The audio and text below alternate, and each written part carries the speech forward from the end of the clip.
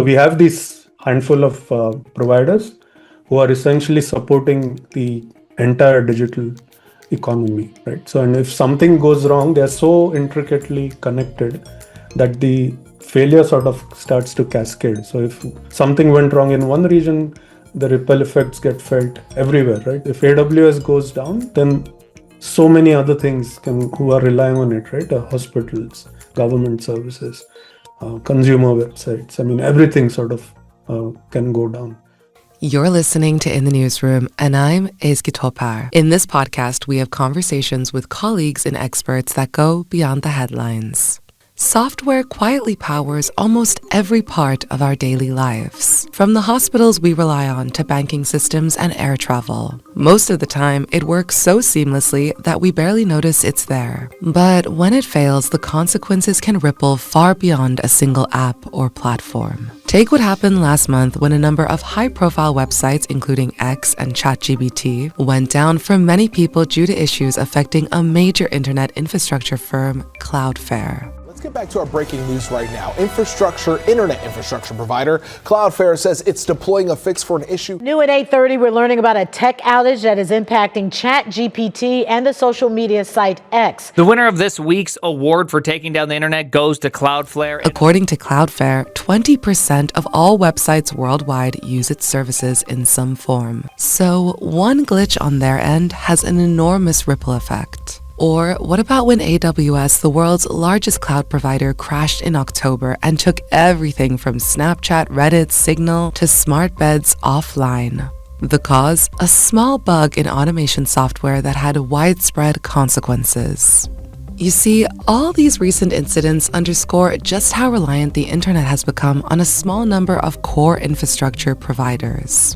In this episode, I speak with Professor Salil Kanhere from the School of Computer Science and Engineering at UNSW Sydney in Australia. He leads a group on information security and privacy. He helps us understand why software failures are becoming more disruptive, how interconnected systems amplify risk, and what governments and organizations can do to prevent small glitches from becoming systemic crises.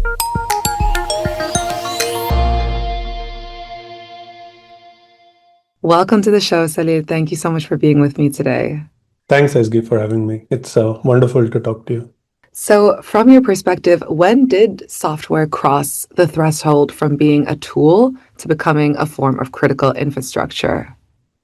Yeah, that's a great lead question. So I would say I don't think of it like a single moment, right? It sort of happened gradually. I mean, we've been using software for many years now.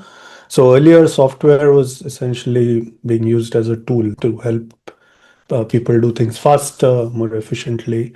But then if you start looking, say, at the turn of the millennium, say to 2000s, 2010s, over that period, you started to see software essentially being pervasive, right? So it was being used in everything, really. Started to get used in all vital services, banking, healthcare, logistics, energy, transport, government, I mean, you name it. And this was happening on a very large scale. And all these services were using it in real time, essentially, right? So it was always being called on, or the software systems were always being called on. And I think one point when we reached the pandemic, I think that's when things really became heavily dependent on software. So if you look at way back 5-6 years ago, suddenly everyone had to shift to online systems. So software was just everywhere. People were sitting in their homes and just on their screens all the time, right? Be it work, be it education, healthcare, I mean, you name it, right? Everything was essentially reliant on software being functioning properly, securely, and fairly. Right, but softwares aren't always foolproof. We've seen a lot of recent outages, the AWS outage event. What does that reveal to us about the fragility of things like cloud dependence today? If you think about it, this doesn't necessarily, we are not sort of saying the cloud systems themselves are poorly engineered. Actually, they're quite robust, I would say. It just exposes how concentrated these software systems essentially are in terms of their dependency, right? So it's not about the fragility here is we are not talking of like an individual server or a data center. It's more at a systemic level. So we have this handful of providers who are essentially supporting the entire digital economy, right? So, and if something goes wrong, they're so intricately connected that the failure sort of starts to cascade. So, if something went wrong in one region, the ripple effects get felt everywhere, right? So, you Mhm. mentioned AWS. If AWS goes down, then so many other things can who are relying on it, right? Hospitals, government services, consumer websites. I mean, everything sort of can go down. So that's essentially again leading to the point that all these platforms are essentially they have crossed this barrier into the critical infrastructure territory. Another thing that comes to mind is a lot of times organizations, particularly smaller ones, because they don't have the capacity, they subscribe to these platforms and then they are under the illusion that, okay, I'm using AWS, whatever, right? And I don't have to worry about anything because they will take care of everything, right? And I Mhm. think that is not the right thinking, even though you are relying on these providers and certainly you're offloading a lot of things to them. Each organization should have some resilience planning in mind, right? Because at some point, this service is going to go down. We are seeing that already, right? So each organization should also plan for what happens if that one provider goes down. And that's sort of hinting that they should not be relying on single providers for all of their services. One of the most shocking software crashes of 2025 occurred in late November. Airbus, a major European aerospace company, paused global air traffic to install a software fix. Airlines around the world were forced to ground thousands of planes following the discovery of a software problem. Around 6,000 A320 planes were thought to be affected.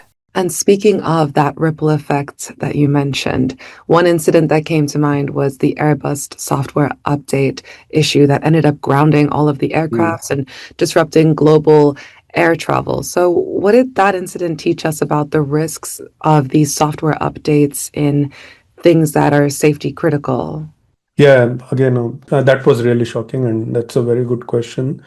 So this sort of, if you look at safety critical systems, right, we need to understand that any changes being made have risks, right? So normally when you think of software updates, a lot of time they happen is you're trying to fix some bugs, you're trying to improve performance, you're increasing security, right? Whatever. I mean, so the intentions are correct. Yes, you want to do all that. But then in sectors like aviation, where it's super safety critical, due to the complexity and all these interdependence, you must understand that these can introduce unforeseen risks. Mhm. So software updates in these sort of ecosystems should not be treated like routine maintenance, like, oh, we are just doing a simple update. So this has to be really orchestrated very well. So things like you stage the rollout and you have rollback mechanisms. So if something goes wrong, you can quickly go back and still the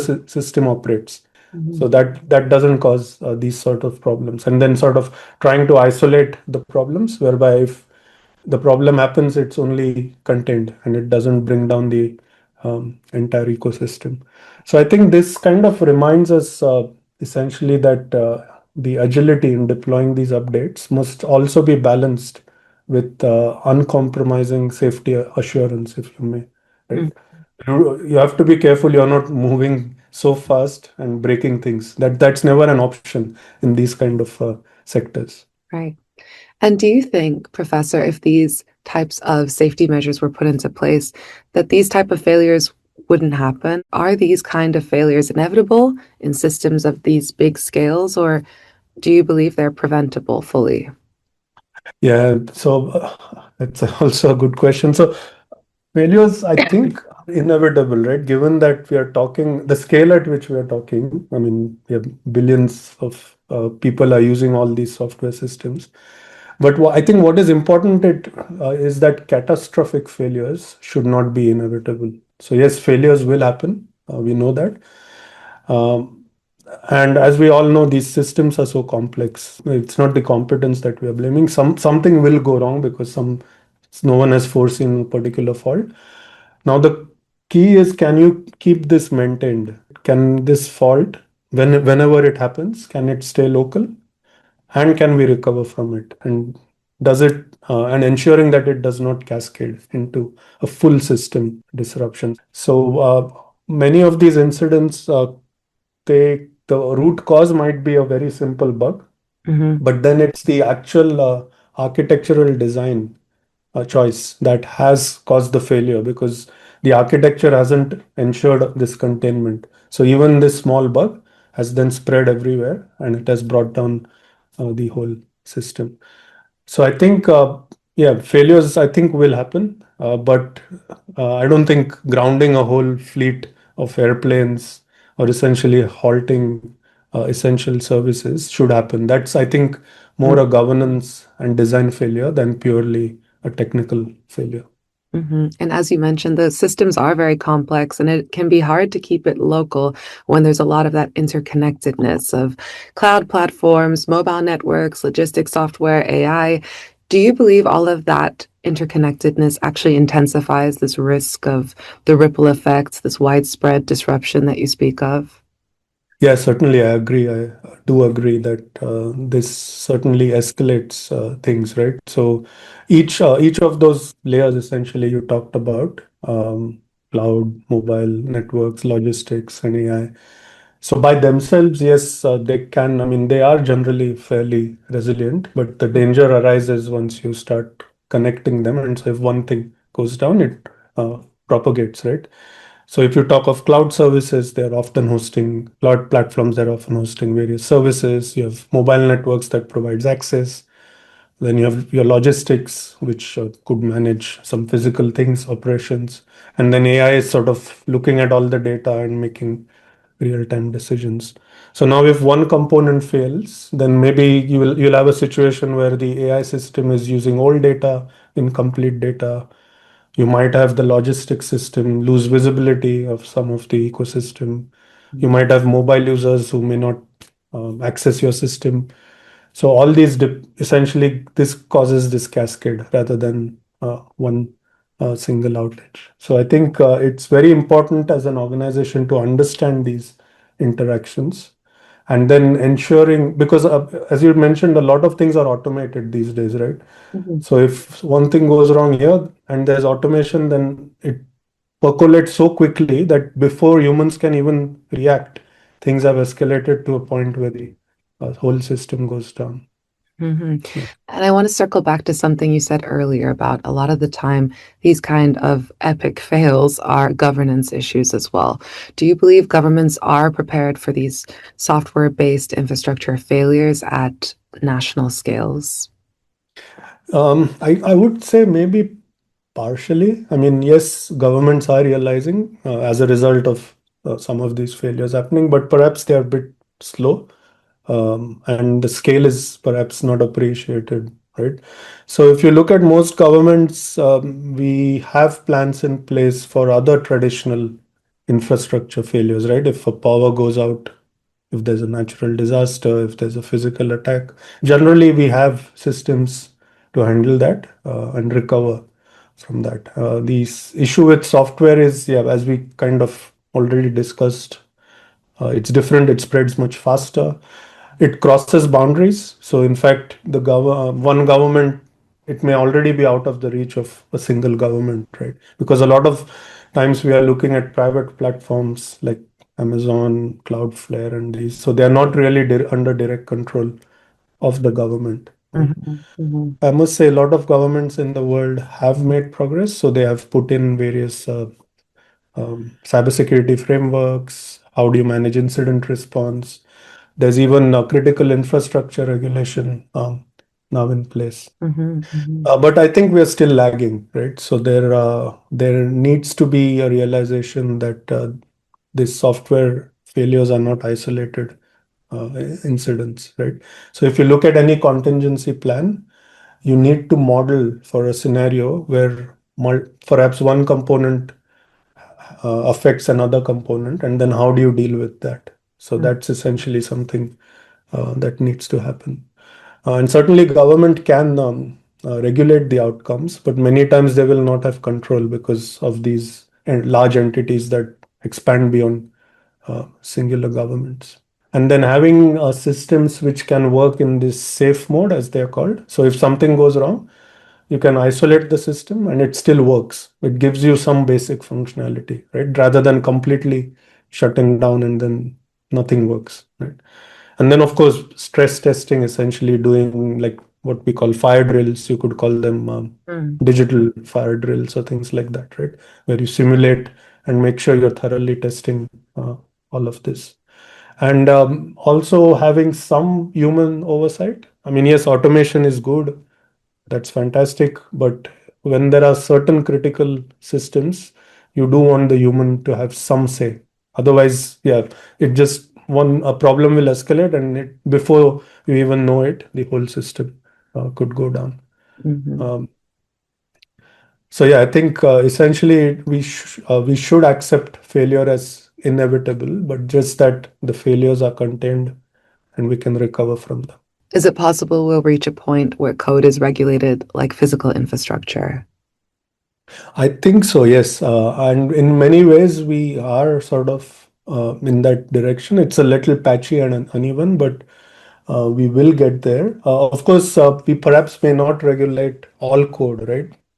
That might not be the priority, but at least code that supports essential services, right? Like cloud platforms you talked about, payment systems, healthcare, energy, communications. These are sort of extremely critical for everything we do today.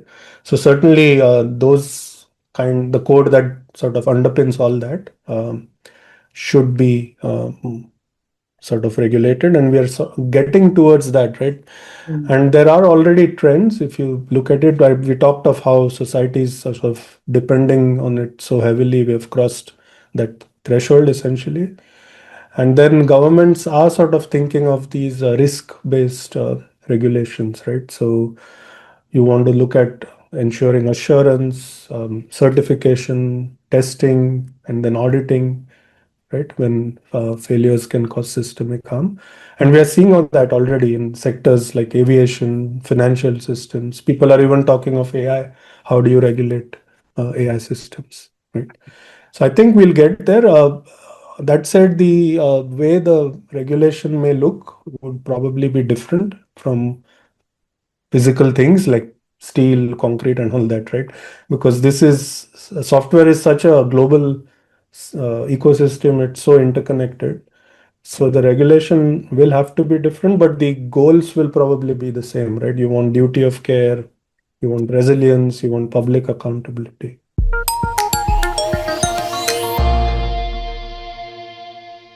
As our conversation with Professor Salil Kanhere makes clear, software underpins essential services, national infrastructure, and global systems. Failures may be inevitable in systems this complex, but catastrophic breakdowns don't have to be. Whether it's better system design, stronger governance, digital fire drills, or rethinking how we regulate code that supports essential services, the challenge ahead is learning how to contain failure before it cascades. Thanks for tuning in. Until next time, I'm Ezgi, and this was In the Newsroom. This was a TRT World podcast production. This episode for In the Newsroom was produced by me, Ezgi, and was edited by Nasrullah Yilmaz. Executive producer, Nasra Omar Bwana. Our production team also includes Afzal Ahmed, Khaled Selim, and Ahmed Ziya Gumus. Thanks for listening.